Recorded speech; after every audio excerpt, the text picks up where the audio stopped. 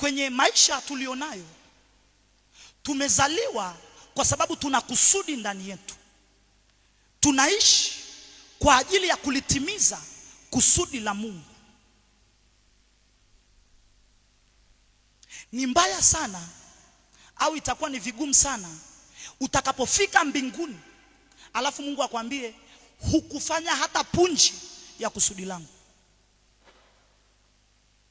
Yaani wewe unaona uko kwenye kusudi lakini bado hauko kwenye kusudi. Alafu ukifika mbinguni Mungu anakuambia ni sawa, ulikuwa unaomba lakini ulikuwa hulitumikii kusudi langu.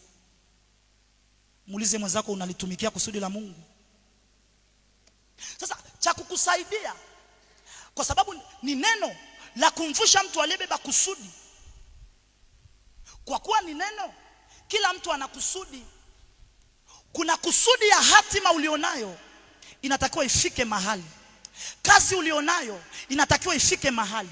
Uchumi ulionao unatakiwa ufike mahali. Watoto ulionao wanatakiwa waishi ndani ya kusudi.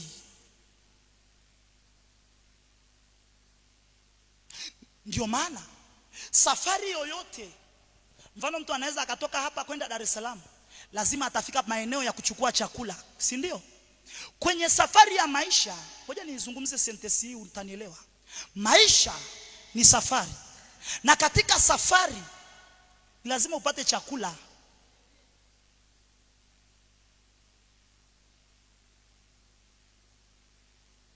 Ndio maana mimi nilipata shida wakati nasikia hii sauti ndani yangu, chakula cha njiani, chakula cha njiani.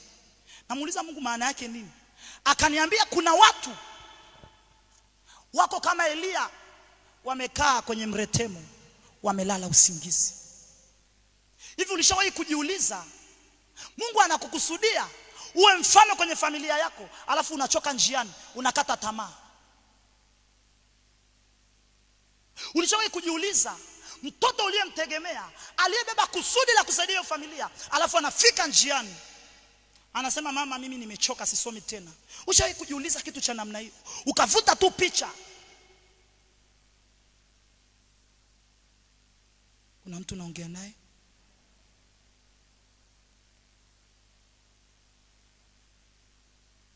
Sitazamii utoke kama ulivyokuja, badala yake utoke na neno ambalo litakuvusha kwenda level nyingine.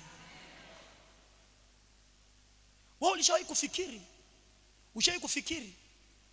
Ni sawa unaenda kanisani, ni sawa. Ni sawa unaenda kanisani, ni sawa. Lakini je, unajua kwamba kuna wakati unaweza ukaa kwenye mretemo pasipo wewe kujua?